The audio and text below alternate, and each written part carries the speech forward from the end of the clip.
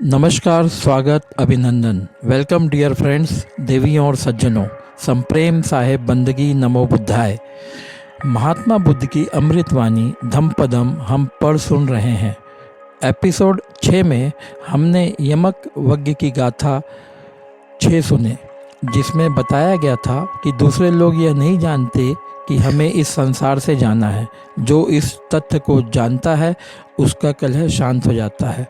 तो आइए आगे हम समीक्षा भगत द्वारा सुनते हैं गाथा 7, बुद्ध क्या कहते हैं। सद्गुरुवे नमः। धम्मपदम यमक वग्गो गाथा 7।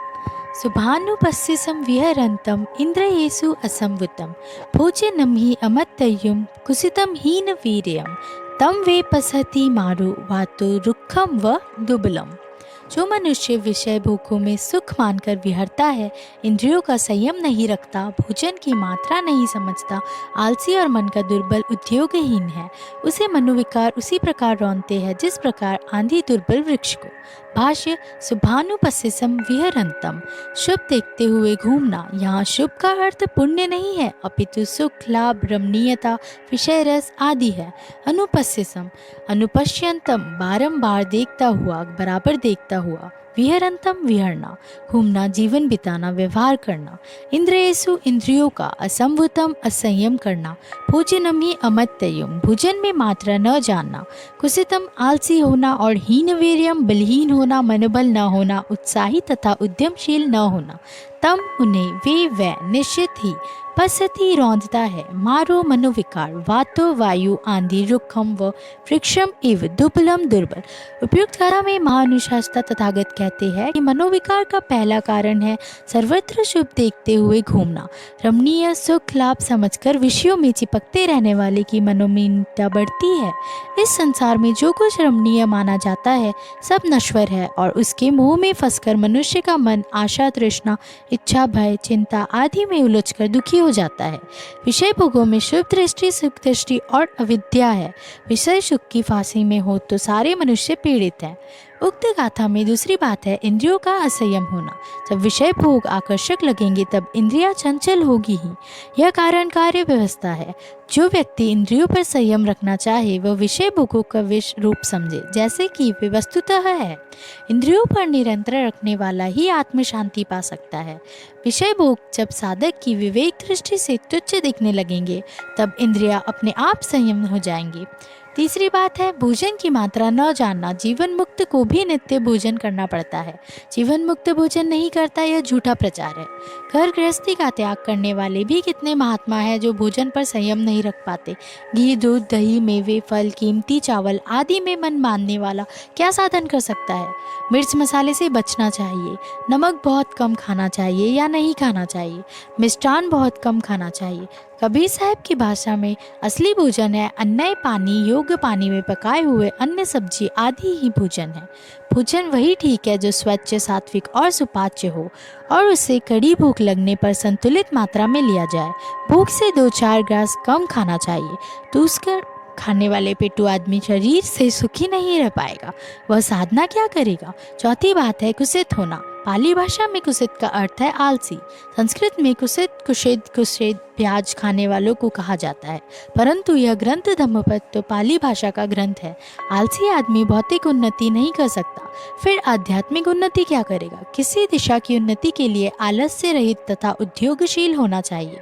पांचवी बात है हीन वीर्य होना, मनोबल न होना, उत्साहहीन होना। जो सेवा, स्वाध्याय और साधन में मन चुराएगा वह परमार्थ की क्या कमाई करेगा। उपयुक्त पांचों दुर्गुणों में उलझा मनुष्य मार के द्वारा मारा जाता है। संस्कृत भाषा के अनुसार मार का अर्थ है हत्या, किंतु पाली भाषा में मार का अर्थ है अकुशल वृत्तियों की सात्कृत मूर्ति। तात्पर्य है मनोविकार। जैसे दुर्बल वृक्ष को आंधी रुख देती है, ऐसे उपयुक्त पांचों दिशों में मनुष्य को उसके अपने ही मनोविकार दृढ़ते देते हैं। Now in English. शुभाशुपस्थितं विहरन्तं इन्द्रियेषु असंवृतं भोजनं हि अमर्त्यं कुसितं हीनवीर्यं तं वे पसति मारो वातो रुक्षं व दुर्बलम्। The person who wanders in sensual pleasures, considering pleasure, does not control his senses, does not understand the quantity of food, is lazy and weak in mind, is inferior, His mental disorders temple the same way a storm crushes a weak tree. Commentary: Subhashu Passisam Viharantam. To walk around looking auspicious. Here, auspicious does not mean merit, but happiness, gain, pleasure, sense gratification, etc. Anupassim, Anupasyantam. Sing again and again, sing equally, Viharantam. To enjoy, to roam, to live, to behave. Indrayesu, of the senses. Asanyutam, to be uncontrolled. Bhojanamhi, Amattanju, not knowing the quantity in food. Kusitam, to be lazy, and Hinaviryam, to be weak, not morale, not enthusiastic and enterprising. Tan, them. They, we, certainly. Pashyanti, tramples. Maro, psychosis. Vato, wind, storm. Rukham, vriksham. If like. Dublam, weak. In the above mentioned Gatha, Mahanusashtra Tathagat says that the first cause of mental disorder is to roam around, sing auspiciousness everywhere. The one who cling to things thinking that they are beautiful and provide pleasure gets depressed. Whatever is considered beautiful in this world is perishable, and being entangled in its fascination, man's mind becomes unhappy by getting entangled in hope, desire, fear, grief, etc. In sensual pleasures, good vision and happiness vision are gross ignorant subject. All human beings are suffering in the gallows of pleasure. The second thing in the above story is the lack of control of the senses. When sensual pleasures seem attractive, then the senses will definitely become restless. This is the cause-effect system. The person who wants to have control over the senses should consider sensual pleasures as poison, as there actually are. Only one who wants to control over the senses can attain self-peace. When sensual pleasures will start appearing insignificant from the discriminating point of view of the seeker, then the senses will automatically be controlled. The third thing is not knowing the quantity of food. Jivanamukta also has to eat food daily. Jivanmukta does not eat food. This is a false propaganda. There are many Mahatmas who have sacrificed their lives and are unable to control their food.